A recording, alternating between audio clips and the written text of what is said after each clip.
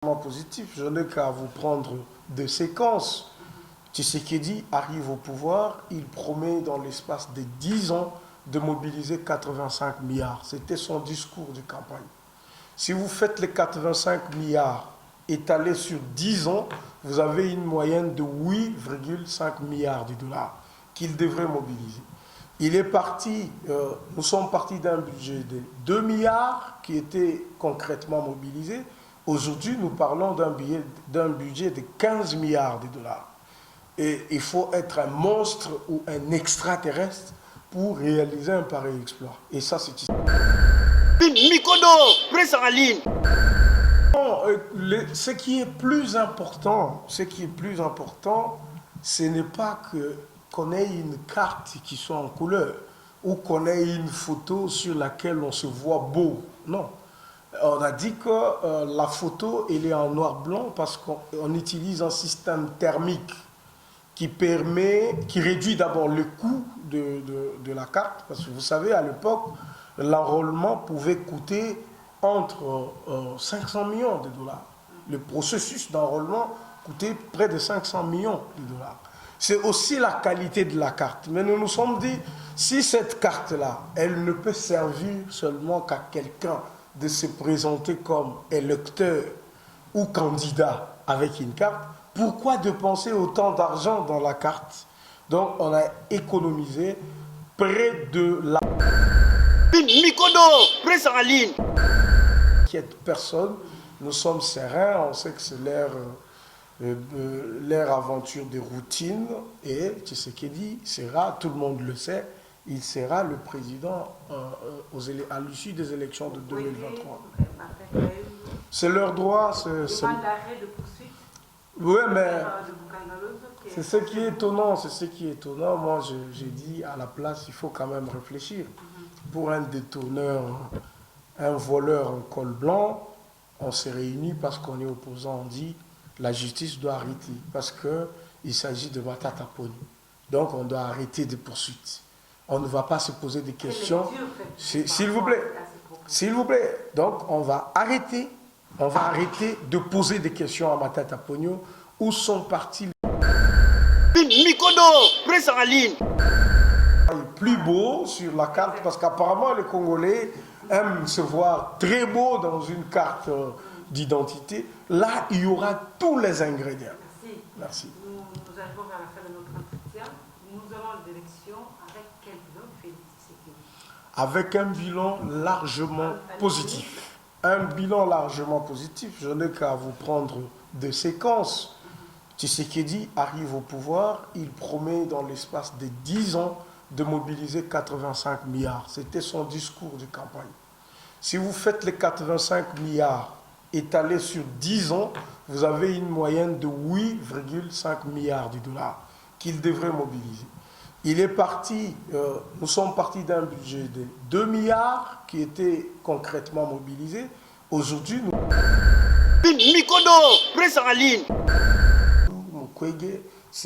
Et donc c'est décevant cette attitude des politiques qui pensent que le fait d'être opposant devient une sorte de blanchisserie, au point que si vous avez commis de gaffes hier, et quand vous devenez opposant, eh ben, vous êtes pardonné, tout est clean. Non, il faut qu'ils laissent la justice faire son travail. Je ne sais pas les Congos qu'ils auront demain. Ils seront le président d'un Congo où, quand quelqu'un vole, il devient opposant, on efface tous les crimes. Ce n'est qu'une aventure de mauvais goût. Et je sais qu'ils n'ont même pas cru. En faisant ce message, ils ne croyaient pas à ce qu'ils disaient. C'était visible. Et donc, on n'a pas à s'attarder là-dessus. Le pays fonctionne avec cette opposition, bien qu'elle n'est pas encore très capable de prendre les rênes du pouvoir et voir comment orienter. Mais on se bat avec. Et vive la démocratie. Merci beaucoup. Nous arrivons pratiquement à la fin. Juste 60 secondes. Un message phare pour nos compatriotes de l'Est. Non, vraiment, c'est avec beaucoup de désolation que nous apprenons effectivement tous les affres que la guerre est en train d'occasionner au niveau de l'Est du pays. Chers compatriotes de l'Est... Mikodo, presse en ligne.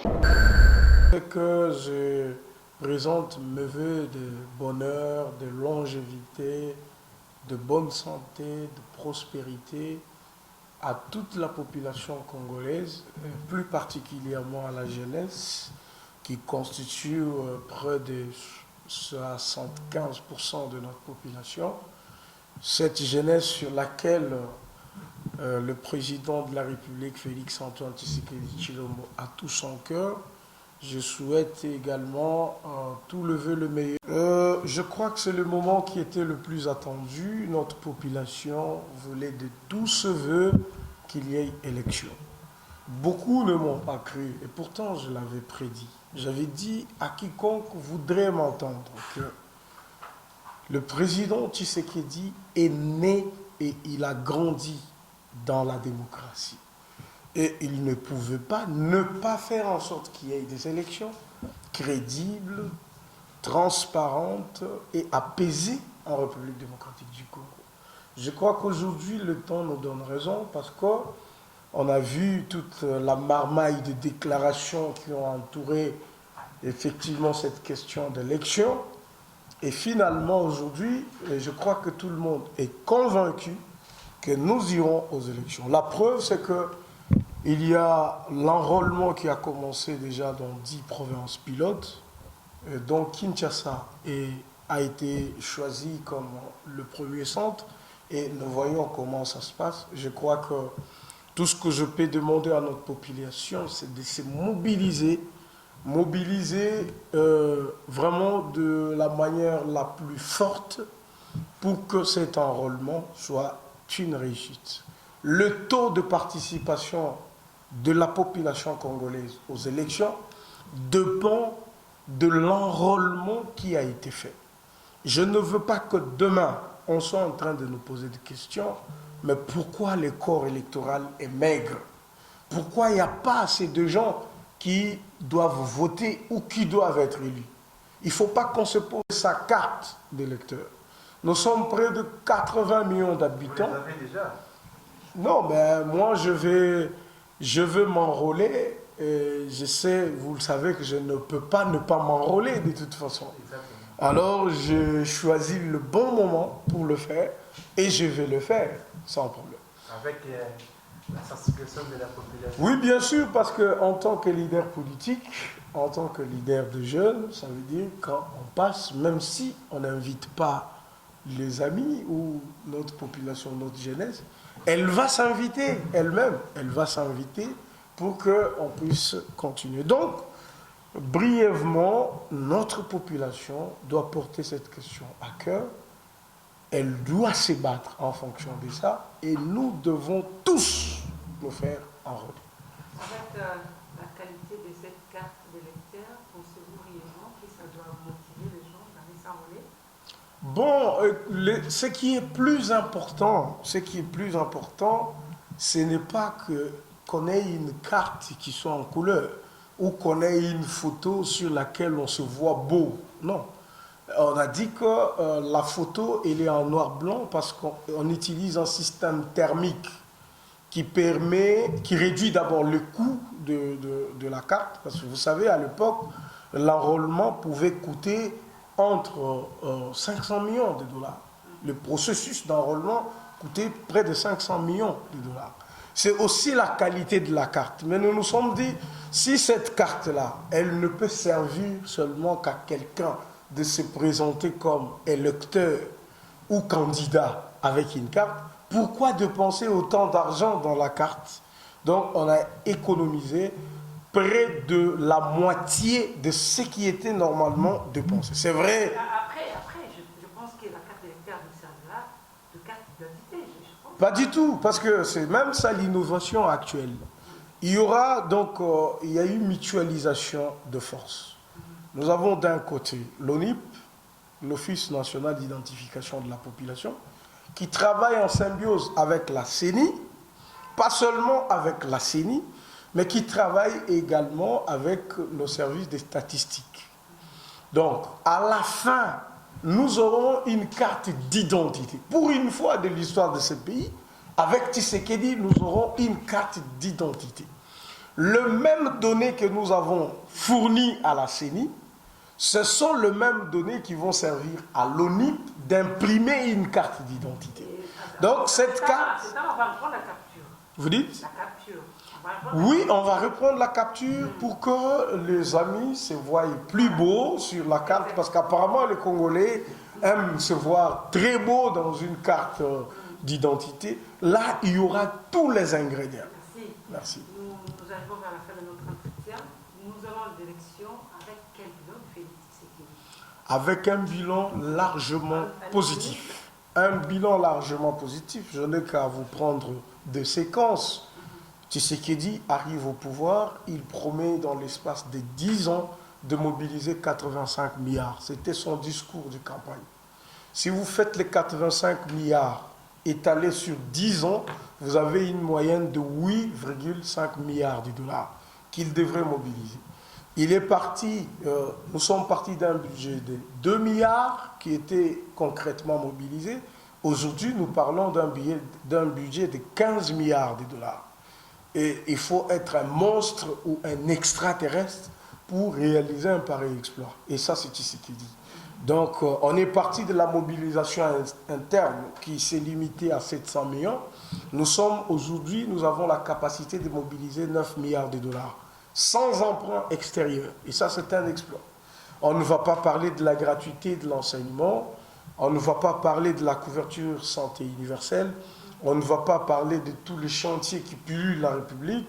On ne va pas parler de fonctionnaires qui ont vu leur salaire partir de 100 000 jusqu'à 400 000 francs congolais. Tout ça, c'est des exploits à mettre à l'actif du Tshisekedi. Avec des missions en cascade de membres du gouvernement? Non, ça c'est un non-événement. Les amis sont habitués souvent à faire ça. Ils ont quitté Kabila, c'était la même formule. Il fallait qu'ils démissionnent. Ils avaient démissionné tous. Ils sont partis et finalement, ils n'ont pas eu la présidence qu'ils cherchaient. Inquiète personne. Nous sommes sereins. On sait que c'est leur aventure de routine. Et Tshisekedi sera, tout le monde le sait, il sera le président à l'issue des élections de 2023. C'est leur droit. C'est l'arrêt de poursuite. Oui, mais c'est ce qui est étonnant. C'est ce qui est étonnant. Moi, j'ai dit à la place, il faut quand même réfléchir. Pour un détourneur, un voleur en col blanc, on s'est réunis parce qu'on est opposants. On dit la justice doit arrêter parce qu'il s'agit de Matata Pony. Donc, on doit arrêter des poursuites. On ne va pas se poser des questions. S'il vous plaît. S'il vous plaît. Donc, on va arrêter de poser des questions à Matata Pogno. Où sont partis les Mukwege, Sereoto? Et donc, c'est décevant cette attitude des politiques qui pensent que le fait d'être opposant devient une sorte de blanchisserie, au point que si vous avez commis de gaffes hier, et quand vous devenez opposant, eh ben, vous êtes pardonné, tout est clean. Non.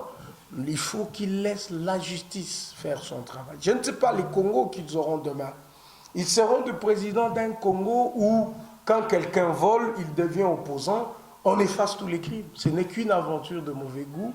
Et je sais qu'ils n'ont même pas cru.